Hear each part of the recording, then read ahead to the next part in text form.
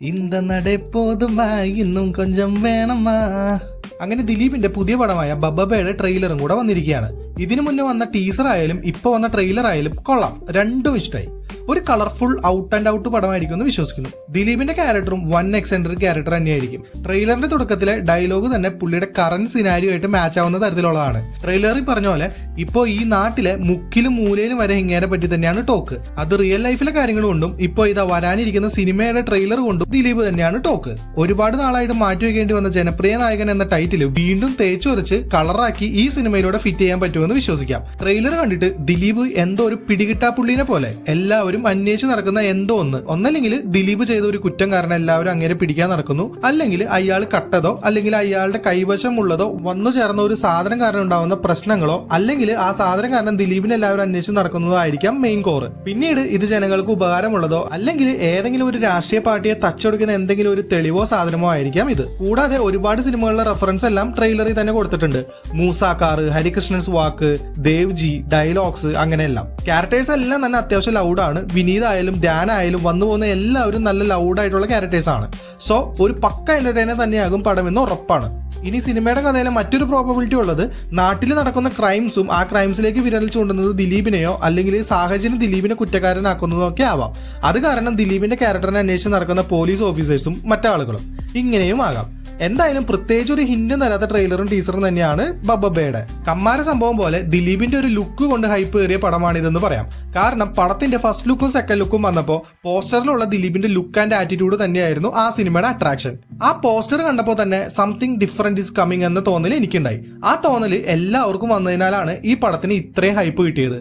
പക്ഷെ അതിൽ കൂടുതൽ ഹൈപ്പ് വന്നത് മോഹൻലാൽ ഗസ്റ്റ് റോളിലുണ്ട് എന്നറിഞ്ഞപ്പോഴാണ്. എല്ലാവരും മോസ്റ്റ് അവൈറ്റഡ് ആയിട്ടിരിക്കുന്നത് മോഹൻലാലിന്റെ എക്സെൻട്രിക് റോള് കാണാനായിട്ടായിരിക്കും. ട്രെയിലർ മുഴുവൻ ഒരു ചോട്ട മുംബൈയിലെ മാനറിസംസ് ആണ് എനിക്ക് കിട്ടിയത്.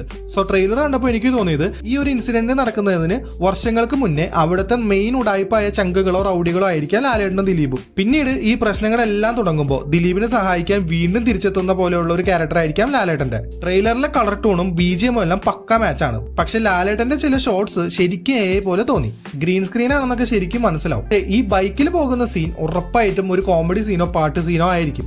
ഏതായാലും ആവേശത്തിന് ശേഷം മലയാളത്തിൽ നമ്മൾ മിസ് ചെയ്തുകൊണ്ടിരിക്കുന്ന ഒരു എന്റർടൈനർ മൂവി തന്നെയായിരിക്കണം ഇതെന്നാണ് എന്റെ പ്രാർത്ഥന. കാരണം തിയേറ്ററിൽ ഒന്ന് ആറാടിയിട്ട് ഒരുപാട് നാളായിട്ട് കാത്തിരിക്കുന്ന ഒരു പടം കൂടിയാണിത്. കാരണം after Ramaleela continuous flops and average items തന്നുകൊണ്ടിരുന്ന ദിലീപിന്റെ ഒരു മാസ് പരിപാടി വരുന്നു. അതും ദിലീപ് ആണെങ്കിൽ ഒരുപാട് മാസ് പടങ്ങളൊന്നും മുന്നേ ചെയ്തിട്ടില്ല. അത് മാത്രമല്ല കഥാപാത്രത്തിന്റെ ആ ഒരു വൈബ് വെച്ചിട്ട് ഫുള്ളി മാഡായ ലൗഡായ ഒരു ക്യാരക്ടറിലാണ് ദിലീപ് വരുന്നത്. അതാണെങ്കിൽ പുള്ളിയുടെ കംഫർട്ട് സോൺ കൂടിയാണ്. അപ്പൊ പുള്ളിയുടെ കംഫർട്ട് സോണും പുള്ളി അധികം എക്സ്പ്ലോർ ചെയ്യാത്ത മാസ് ക്യാരക്ടറും രണ്ടും കൂടി മിക്സ് ആയിട്ടുള്ള ഒരു ക്യാരക്ടർ ആണ് ഇത് എന്നതാണ് എന്നെ ഈ സിനിമയ്ക്ക് വേണ്ടി എക്സൈറ്റഡ് ആക്കുന്ന ഘടകം. കൃത്യമായിട്ടുള്ള പ്രൊമോഷനും ദിലീപിന്റെ കേസിന് ദിലീപിന് അനുകൂലമായിട്ട് വിധി വന്നതും ജനങ്ങൾക്കിടയിൽ പടത്തിന്റെ മൈലേജ് ഒന്നുകൂടെ കൂട്ടിയിട്ടേ ഉള്ളൂ. ഞാനാണ് കോടതി എന്നും പറഞ്ഞ് കോടതി വിധിയെ എതിർത്ത് പടം ബഹിഷ്കരിക്കുമെന്നൊക്കെ പറയുന്നവരെ ഒന്നും ഓർക്കുക. ഇന്ത്യൻ ഭരണഘടനയിൽ കോടതിക്കും നിയമത്തിന്റെ മുകളിൽ ഒന്നുമില്ല. ചിലപ്പോൾ നിങ്ങൾ പണം എന്ന് പറയുമായിരിക്കും, എന്നാലും സഞ്ജയ് ദത്ത്, ദർശൻ, ദിലീപ് പോലുള്ള ഒരുപാട് പണമുള്ളവര് ജയിലിൽ കിടന്നിട്ടുണ്ട്. ഇനി ഹൈക്കോടതിയിലേക്ക് സുപ്രീം കോടതിയിലേക്ക് കേസ് വെക്കുമ്പോൾ ദിലീപ് കുറ്റക്കാരനാണെന്ന് തെളിഞ്ഞു കഴിഞ്ഞാൽ നിങ്ങൾക്ക് അയാളെ വെറുക്കാം, സിനിമകൾ ബഹിഷ്കരിക്കാം. അതിൽ ന്യായമുണ്ട്.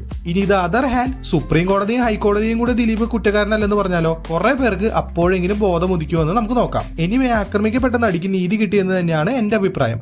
കാരണം കുറ്റം ചെയ്ത 6 പേരെയും കോടതി ശിക്ഷിച്ചു. പിന്നെ സിനിമാ പ്രേമികളോട് എനിക്ക് പറയാനുള്ളത് സിനിമ മാത്രം ഇഷ്ടപ്പെടുക. ഞാനിത് മുന്നേ പറഞ്ഞിട്ടുണ്ട്. ഒരു അഭിനേതാവ് എന്ന നിലയിൽ മാത്രം സിനിമാ നടന്മാരെ ഇഷ്ടപ്പെടുക. അല്ലാതെ നമ്മളറിയാത്ത നമുക്ക് ഒരു വിലയും തരാത്ത ഇവന്മാരെ ദൈവത്തെ പോലെ കാണുകയും അച്ഛനെ പറഞ്ഞാൽ സഹിക്കും ഇഷ്ട നടനെ പറഞ്ഞാൽ സഹിക്കില്ല എന്ന മൈൻഡ് സെറ്റ് ഉള്ളവരൊക്കെ മാറേണ്ടിയിരിക്കുന്നു. ഈ കമന്റ് ബോക്സിലും വരും കുറെ എണ്ണം. വരുന്നവര് കമന്റ് ഇട്ടിട്ട് വീഡിയോന്റെ റീച്ച് കൂട്ടി തരിക. സിനിമാ പ്രേമികൾ ഒരു സിനിമ എന്ന നിലയിൽ പോയിട്ട് ഈ സിനിമ കാണുക. ഇഷ്ടപ്പെട്ടാൽ നല്ലത് പറയാ, ഇഷ്ടപ്പെട്ടില്ലെങ്കിൽ ഇഷ്ടപ്പെട്ടില്ലെന്ന് ധൈര്യമായിട്ട് പറയാ.